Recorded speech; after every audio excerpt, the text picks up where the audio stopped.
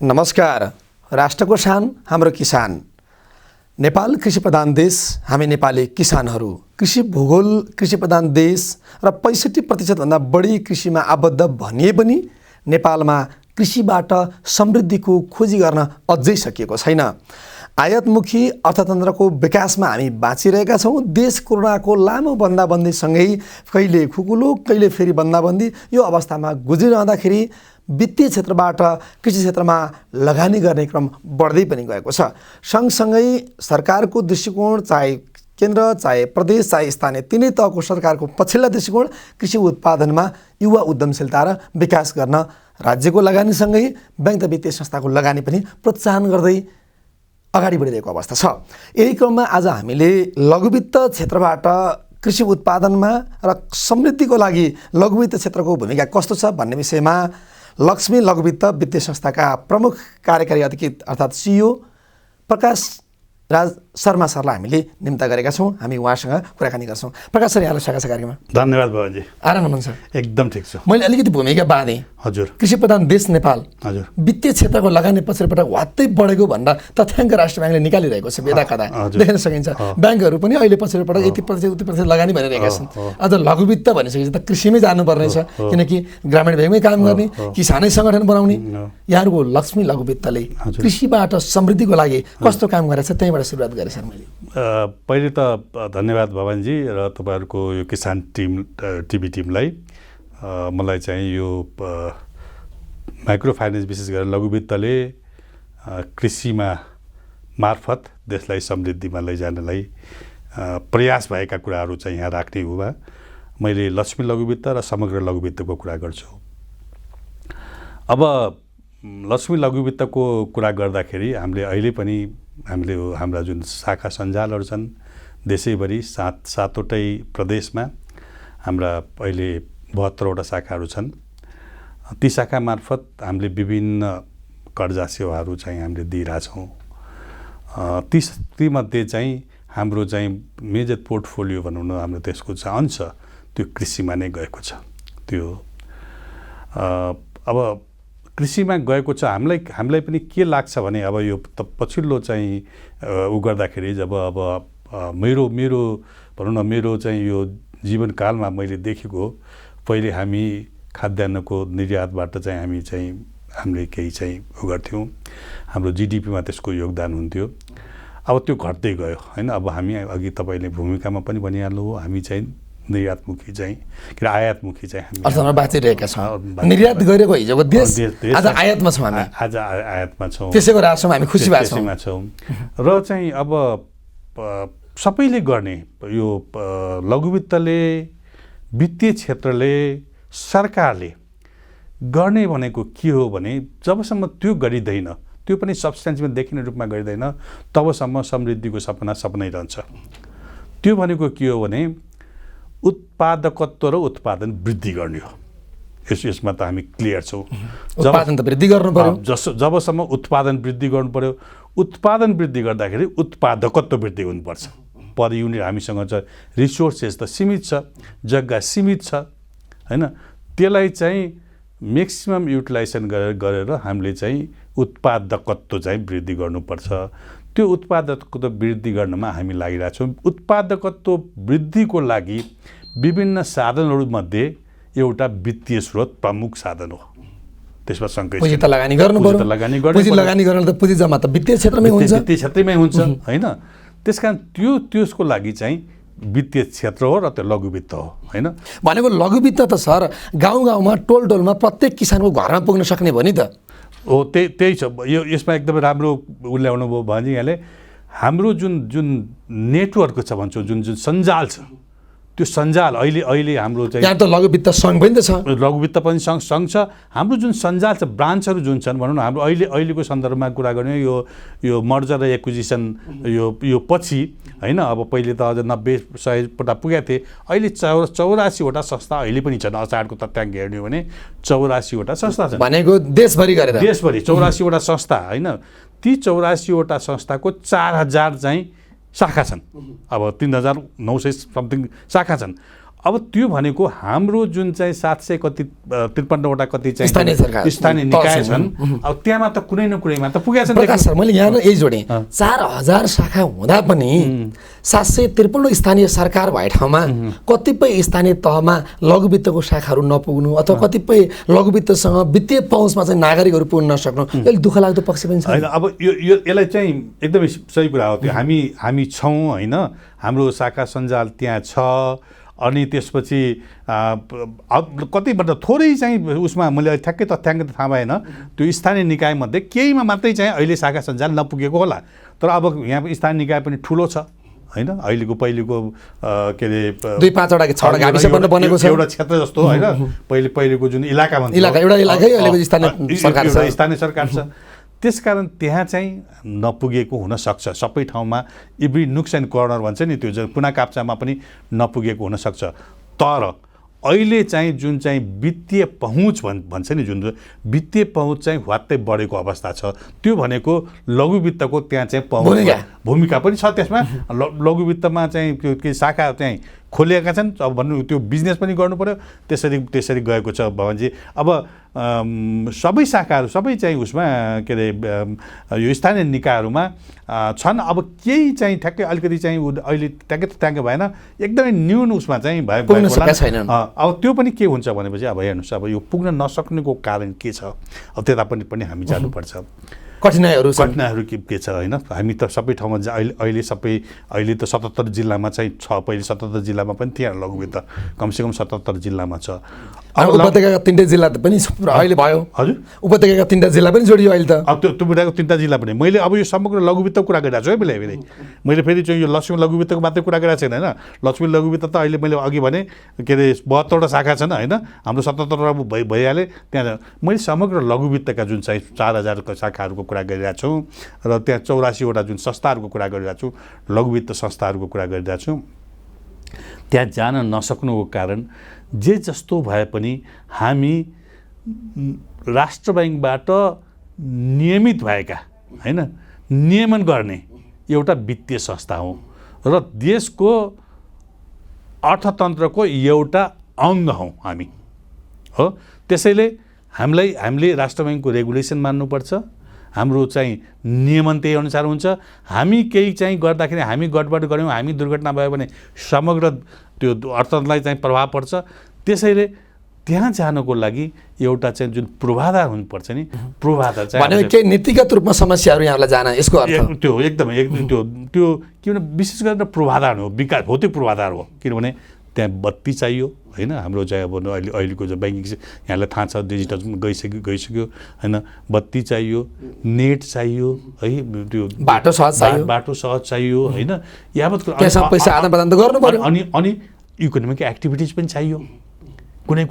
अब त्यो सबै चिज गर्ने त दायित्व त कसको हो त? राज्यको।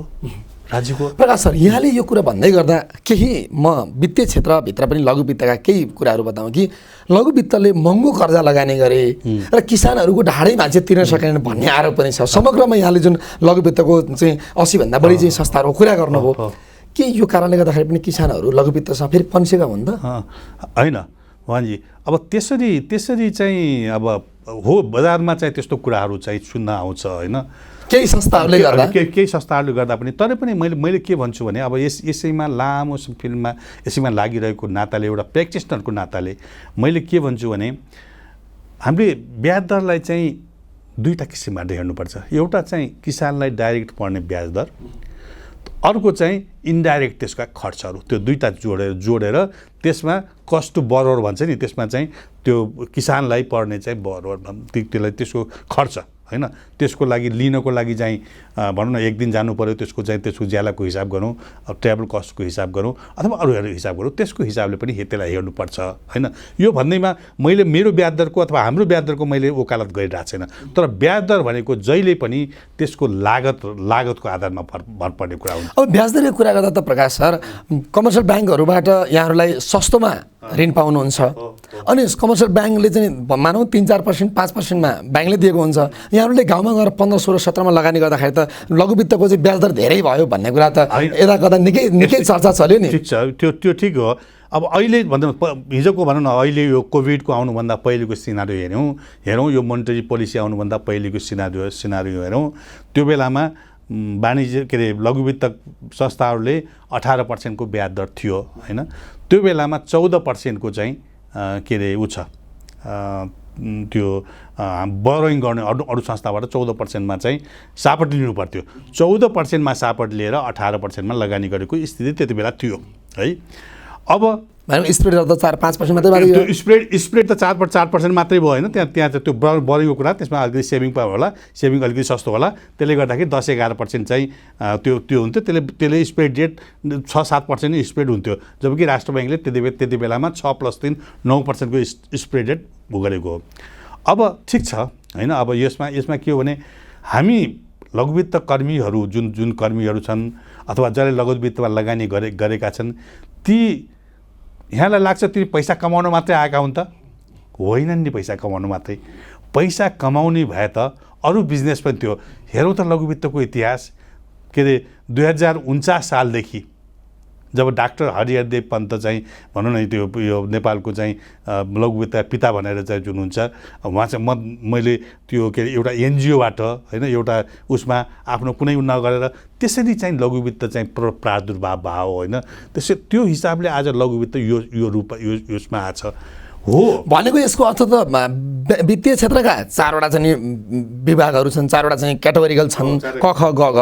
घलाई हेर्ने त्यसको फरक हो त प्रकाश? यसको अर्थ आम पब्लिकको कसरी बुझ्ने? होइन, मतलब यो दुईवटा कुरालाई हेर्नुपर्छ। यदि जो सेवाग्राही भनौँ न, जो ग्राहक छ, एक्चुअल ग्राहक छ, त्यो ग्राहकलाई सोधौँ न, सर अहिले लघुवित्तमा 46 लाख मान्छेहरू आबद्ध छन् भनेको ग्राहक छन्। तर ओभरअल ब्याङ्क त वित्तीय संस्था बाँकी क ख गमा त कम छन्, त्यहाँ त्यो हिसाबले कम छन्। अब पुँजी उनीहरूसँग धेरै छ, पुँजी ब्याज दर उनीहरूको सस्तो छ, करोडौँ लगानी पनि उनीहरूले एकैचोटि दिन मिल्यो, अरब पनि दिन मिल्यो उद्योगलाई। भन्नुको अर्थ त लघुवित्तलाई अझ व्यवस्थित गर्नको लागि सरकारले के नीतिगत रूपमा केही रोल खेल्नुपर्ने हो? एकदमै त्यो हेर्नुहोस्। अब लघुवित्त कुरा गर्दाखेरि मैले बेसी कुरा गर्छु होइन। अब लघुवित्त भने के हो? हामी लघुवित्तमा दुईवटा पाटो हुन्छ, तब लघुवित्त हुन्छ। नभए हामी वित्तीय संस्था हो जस्तो दुईवटा पाटो। लघुवित्त वित्तीय हामी के गर्छौँ भने अरू जुनसुकै ब्याङ्कले हामीले एउटा वित्तीय मध्यस्थता गर्ने जसलाई अङ्ग्रेजीमा फाइनेन्सियल इन्टरमिडिएसन भनिन्छ, त्यो एबिसीले पनि फाइनेन्सियल इन्टरमिडिएसन गर्ने होइन। हामीले पनि गर्छौँ, किनभने हामीले पनि कर्जा गर्छौँ, हामीले पनि डिपोजिट लिन्छौँ, त्यो गर्छौँ, त्यो त बराबर हो। तर त्यो बाहेक हामीले के गर्छौँ भने हाम्रो चाहिँ अर्को पाटो सोसियल इन्टरमिडिएसन, सामाजिक मध्यस्थता, त्यो हामी गर्छौँ। ग्रुप बनाउँछौँ, त्यहाँ मोटिभेसन गर्छौँ, त्यहाँ गएर दिदीबहिनीहरूसँग घुलमिल गर्छौँ, उहाँहरूका दुःख सुखमा गर्छौँ। अझ बढी त दिदीबहिनी महिला समुदायमा महिलामै हामी उ गर्छौँ, किनभने त्यो गरिबीको चाहिँ मार चाहिँ बढी महिलामा परेको हुन्छ भनेर हामीलाई लागेको छ। त्यस कारण हामी त्यहाँ गएर हाम्रो जुन अपनत्व छ नि, त्यो अपनत्व त्यो चाहिँ हामीमा फरक छ, हेर्नुहोस् एकदमै फरक छ त्यसमा। अब यदि कुरा गर्ने हो भने जस्तो एउटा उदाहरणको लागि कुरा गरौँ, हामीले त्यो कम्प्युटरले बोलेको कुरा र हामीले त्यो कम्प्युटर जो मोनोटोनस हुन्छ नि, तपाईँले व्यक्ति भेट्यो भने भवानजी यस्तो हुनुहुन्छ, प्रकाश सर यस्तो हुनुहुन्छ भनेर जुन चाहिँ एउटा आत्मीयता हुन्छ नि, त्यो त अब कमर्सियल ब्याङ्कसँग एउटा पैसा उसमा हुन्छ। त्यसैले हाम्रोसँग पहुँच सजिलो छ। हेर्नुहोस् है, एउटा कुरा गर्छु, पहुँच सजिलो छ। हामीले जसरी उहाँहरूलाई चिन्छौँ र जसरी उहाँहरूले हामीलाई चिन्नुहुन्छ त्यो अरू ब्याङ्क वित्तीय संस्थासँग सम्बन्ध छैन। जति हामीसँग गुनासो राख्न सक्नुहुन्छ सिधा होइन। हामीले हरेक वर्ष भनेको चाहे त सिओ लेभलदेखि होस्, चाहे चाहिँ एउटा शाखाको उपशाखा प्रमुख लेभलसम्म होस्, ब्याङ्कको सिओसँग गुनासो राख्न धेरै गाह्रो हुन्छ। त्यो अरूसँग गाह्रो हुन्छ। हामी त जान्छौँ त्यो उसमा, हरेकपल्ट हामीले चाहिँ हरेक वर्षमा एकपल्ट हाम्रो चाहिँ के अरे यो गोष्ठी भन्छौँ हामीले होइन, यो ग्राहकहरूको चाहिँ केन्द्र प्रमुख गोष्ठी भन्छौँ, त्यहाँ जान्छौँ, उहाँको कुरा सुन्छौँ हामीले। ब्याज दर महँगो भयो, कारण यो ब्याज दर महँगो, यो सधैँ साफी छ। अब ब्याज दरको अलिमा अब यो ब्याज दरको इस्यु छ होइन। अब तर अहिले 15% ब्याज दर 15% ब्याज दर छ के अरे माइक्रो फाइनेन्सले। अब अहिले चाहिँ कोभिडको कारणले लिक्विडिटीको कारणले 6-7% चाहिँ कमर्सियल ब्याङ्कबाट पाइदा होला। यो सस्टेनेबल लिक्विडिटी पनि हाई छ नि, लिक्विडिटी हाई छ, त्यही सस्टेनेबल होइन तर पाइदा होला। ठिक छ, 15% ब्याज अहिले 12 देखि 15% ब्याज दर चाहिँ हामीले गरेको छ। हाम्रो ब्याज दर 12 देखि 15% छ हैन। कसै कुनैमा 12% इमर्जेन्सी भयो भने हामीले कुनै औपचारिकता बिना हामीले कर्जा दिन्छौँ, 12 देखि 15% छ। अब अघिकै कुरामा यदि किसानलाई, यदि हाम्रो विपन्न वर्गलाई, यदि चाहिँ हाम्रो व्यवसायीलाई फाइदा नभएको भए 2049 सालदेखिका क्लाइन्ट अहिले पनि हामीसँग छन्, त्यसबाट प्रगति गरेका थुप्रै उदाहरण उद्यमी बनेका धेरै उदाहरण छन्।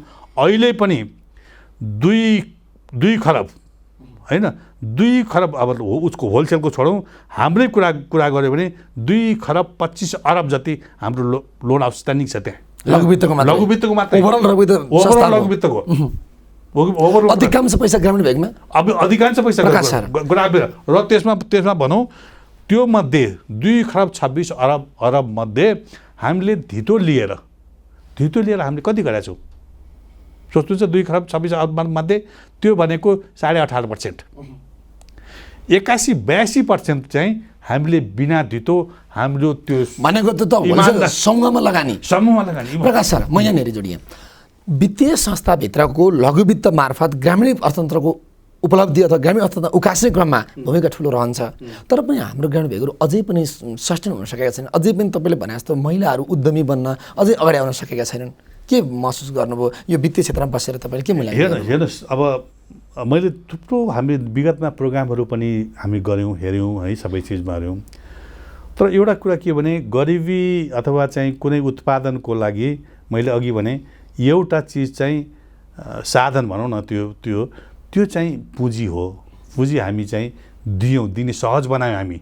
यस्तो यो थिएन। म त नेपाल ब्याङ्कबाट कार्य सुरु गरेको मान्छे, नेपाल सरकारबाट गएर नेपाल ब्याङ्कमा कार्य सुरु गरेको। त्यो बेलामा हामीले कति चाहिँ त्यो भाका नआएको कर्जा कस्तो थियो र हामीले एउटा चाहिँ प्रोजेक्ट, वर्ल्ड ब्याङ्कको प्रोजेक्ट सिबिपास भन्थ्यो, त्यो ल्याएर राष्ट्रिय वाणिज्य ब्याङ्क र 2टा मात्रै थिए वाणिज्य ब्याङ्क त्यतिखेर, राष्ट्रिय वाणिज्य ब्याङ्क र चाहिँ उसलाई चाहिँ यो रिस्ट्रक्चरिङ भन्छ नि, पुनर्संरचना, त्यो गरेको चिज हो। हामीले जब गरिबलाई हामीले चाहिँ जुन गऱ्यौँ, विपन्न वर्गलाई गऱ्यौँ, हामीले बिना धितो गऱ्यौँ, अनि उहाँहरूले क्रेडिट, आफ्नो चाहिँ क्रेडिट डिसिप्लिन भनौँ न, त्यो असुल गर्ने, त्यो एकदमै चाहिँ गर्नुभयो, र त्यसबाट चाहिँ उहाँ अगाडि बढिरहेको हामीले चाहिँ पाउँछौँ।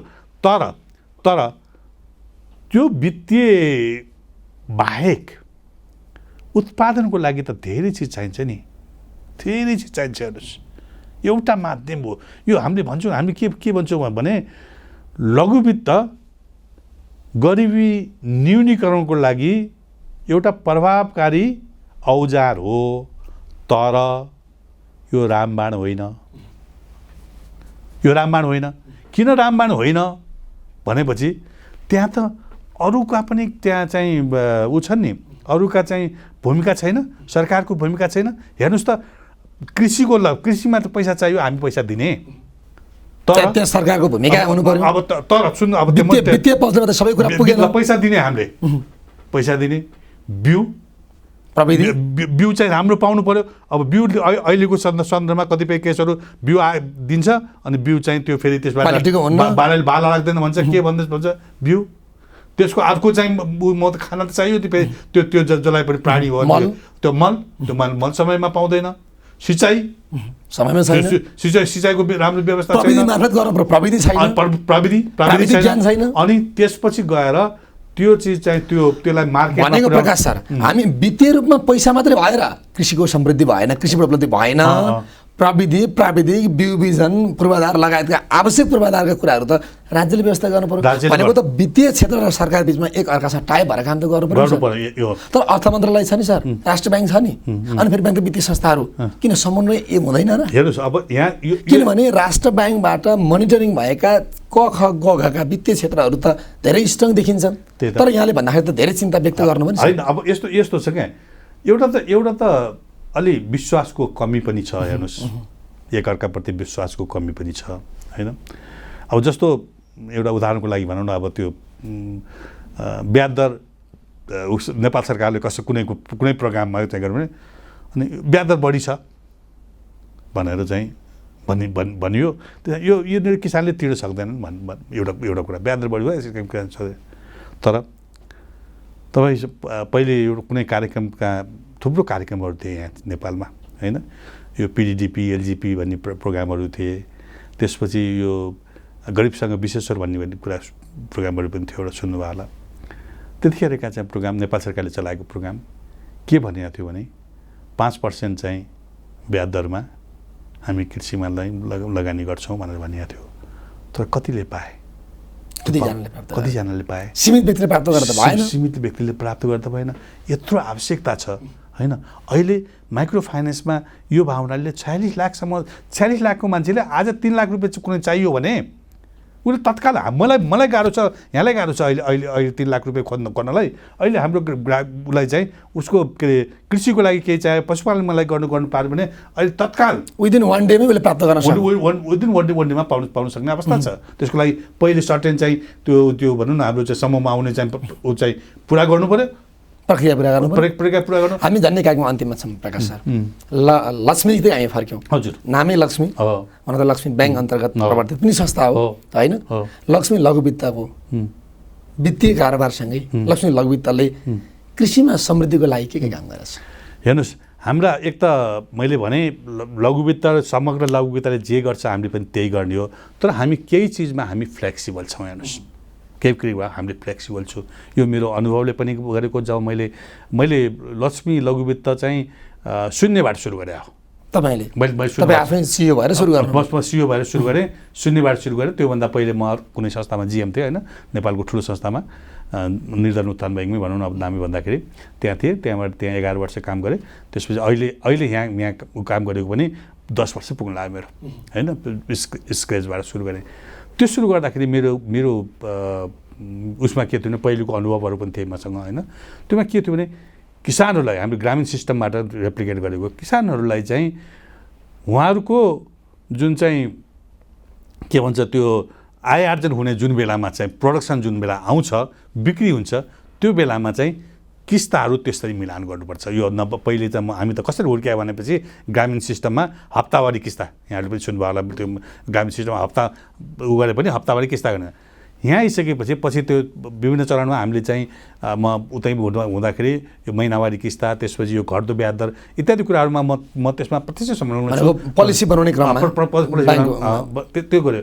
यहाँ आइसकेपछि मैले ती चिजलाई परिमार्जन गर्दै जुन बेलामा चाहिँ क्यास फ्लो इनफ्लो हुन्छ नि उसमा किसानले त तिर्नु पऱ्यो नि लगेर उतै उत्पादनबाट, त्यो भनेर हामीले चाहिँ cash flow based repayment set भनेर हामीले गर्यौँ होइन। अरूमा त जस्तो हामीले आय आर्जन कर्जा भनेको छौँ। हामीले आय आर्जन कर्जामा हाम्रो लिमिट छैन होइन। जुनसुकै आय आर्जन कर्जामा हामीले चाहिँ चाहे त्यो पसल गरोस्, चाहे त्यो उत्पादन गरोस्, तैपनि आम्दानीको स्रोत आम्दानी गर्ने माध्यम हामीले के भन्छौँ भने समाजले स्वीकार गर्ने, लक्ष्मी लघु वित्त हुनाले है त, समाजले स्वीकार गर्ने, सरकारले चाहिँ त्यो चाहिँ विरोध नगर्ने अथवा स्वीकृति दिएको भनेको समाजले स्वीकार गर्नु पर्यो, सरकारले विरोध नगर्ने।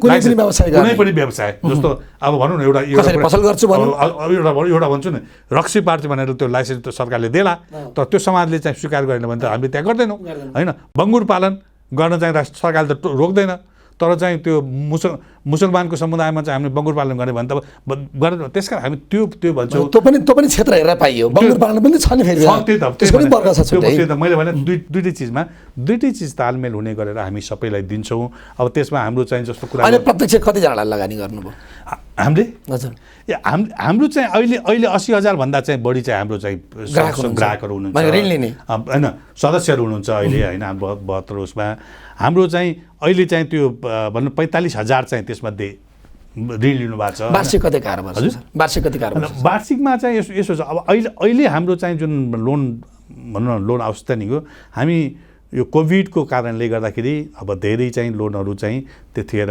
बिचको 6 महिना त जानै सकेको छैन गयो।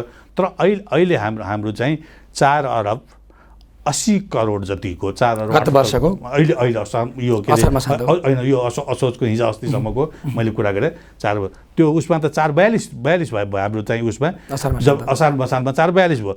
अनि हामी फागुनमा चाहिँ 472 जस्तो थियो, त्यो घट्यो किनभने लगानी गर्ने ठाउँ पाएनन् मान्छेहरू, पैसा फिर्ता गरे उनीहरूले पनि, किन ब्याजमा त तिर्नु। उदाहरण धेरै व्यक्ति होला नि सर, यति ठुलो लगानी गर्दाखेरि त कृषि उद्यमी हेर्नुहोस् हेर्नुहोस् मैले अब यहाँले त्यसलाई चाहिँ कसरी हेर्नुहुन्छ, मैले सन्तोष पाएकै नै हामी अहिले गाउँघरमा गयौँ र चाहिँ भयो भने अब एक दुई चारजना त्यस्तो अब जहाँ पनि हुन्छ, अपवाद जहाँ पनि हुन्छ, तर जुन कुराहरू सुन्छौँ हामीले, जुन कुरा हामीले गरेका छौँ त्यसमा चाहिँ त्यो आनन्द, त्यो भनेको सोसियल ब्याङ्किङ। हामीले जब हामीले केटाहरूलाई भन्छौँ, हामी पनि अहिले पनि भन्छौँ, हामीले जब गरेका छैनौँ होइन, हामीले जब काम गरेका छैनौँ, हामी समाज सेवा गरेका छौँ। त्यो समाज सेवा गर्नलाई फेरि त हामी लिमिटेड कम्पनी हो, हाम्रो चाहिँ उता लिमिटेड कम्पनी हो, बाँच्नको लागि नाफा चाहिन्छ, विस्तार गर्नुको लागि नाफा चाहिन्छ, त्यस कारण ती चिज हुन्। तर हाम्रो पहिलो प्रायोरिटी भने हामीले किसानहरूलाई, व्यवसायीहरूलाई सहयोग गर्ने हो। र त्यसमा र हाम्रो चाहिँ अधिकांश लगानी कृषि अथवा उत्पादनमूलक क्षेत्र के भन्छ? हाम्रो चाहिँ समग्र यदि चाहिँ लघु वित्तको चाहिँ हेर्ने हो भने लघु वित्तकोमा चाहिँ अहिले चाहिँ 49% चाहिँ समग्र लघु वित्तको 2 खरब 26 अरबमा है त्यो हुन्छ। हाम्रो कुरा गर्ने हो भने हामी चाहिँ 59% छौँ हेर्नुहोस् लक्ष्मी लघु वित्तबाट कृषिमा, जबकि नेसनल एभरेज चाहिँ 49% छ होइन। हाम्रो कृषिमा बढी छ, 10% बढी पुगेको छ, 10% बढी पुगेको छ होइन। त्यो अझ पनि पुगेको छ। तर एउटा कुरा चाहिँ के विचार गर्नुपर्छ भने संसारभरिको लघु उसमा यो एग्रिकल्चर ल्यान्डिङ भनेको त्यो चाहिँ अलि चाहिँ रिस्कको फ्याक्टर बढी हुन्छ किनभने त्यो चाहिँ मौसममा आधारित कुरा हुन्छ, मार्केटसँग कुरा हुन्छ। भनेपछि यसमा प्रत्यक्ष सरकारको पनि संलग्नता चाहियो। त्यो चाहियो। त्यो बिना चाहिँ हामीले कृषिको समृद्धिको चाहिँ कल्पना हामीले गर्न सक्दैनौँ। अन्तिममा छौँ सर, अन्तमा के भन्न चाहनुहुन्छ? हेर्नुहोस् एकदमै राम्रो चाहिँ यो कार्यक्रम चलाउनु भएको छ, कृषिकोबाट समृद्धि। त्यो देशमा कृषिबाट समृद्धि बाहेक अरूको विकल्प छैन होइन हामीले होइन। अब यो अहिले त कोभिडको महामारी छ, कोभिडको महामारीमा त यो त स्वर्ण अवसर थियो। हाम्रा जुन रिटर्निजहरू थिए ती रिटर्निजहरूलाई गभर्मेन्टले कुनै चाहिँ यो कृषिको गरिदिएको भए सायद धेरै चाहिँ राम्रो हुन्थ्यो। हाम्रो चाहिँ जुन चाहिँ विदेशमा जानु पर्थ्यो त्यो जानु पर्थेन। अहिले चाहिँ त्यो सुदूरपश्चिमबाट फेरि जुन लड्को लागिरहेछ त्यो पीडा देख्नु पर्दैन थियो।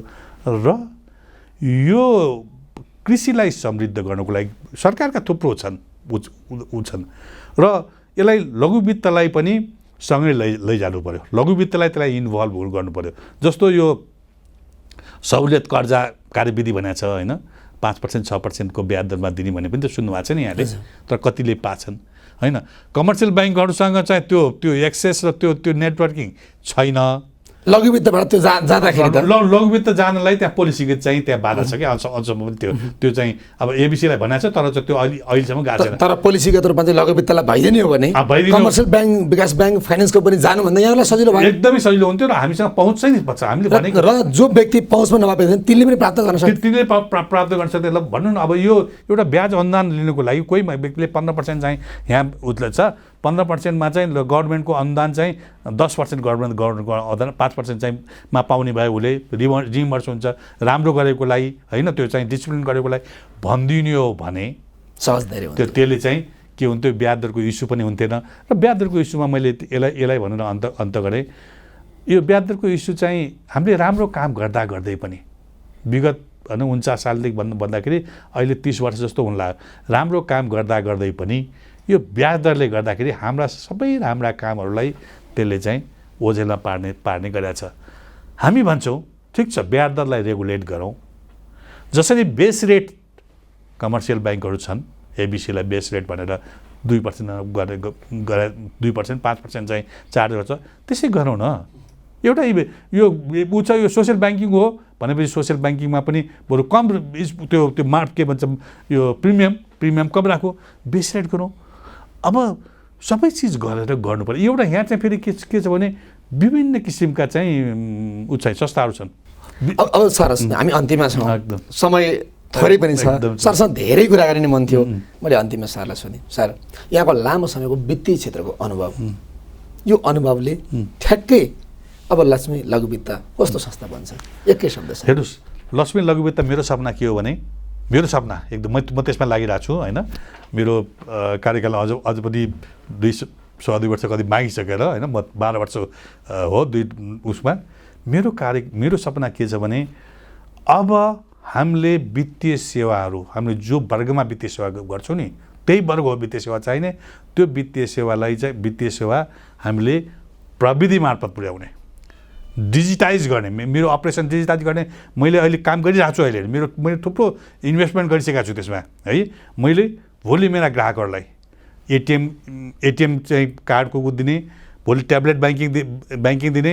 उनीहरू चाहिँ त्यो अहिले हामीले कलेक्सन सिट भनेर भन्छौँ, त्यो कलेक्सन सिटबाट नगएर उनीहरूबाट यो पेपरलेस इकोनोमीमा चाहिँ हामी जाने, जसले गर्दा समग्र ब्याङ्किङ एक्सेस वित्तीय पहुँच पुग्छ।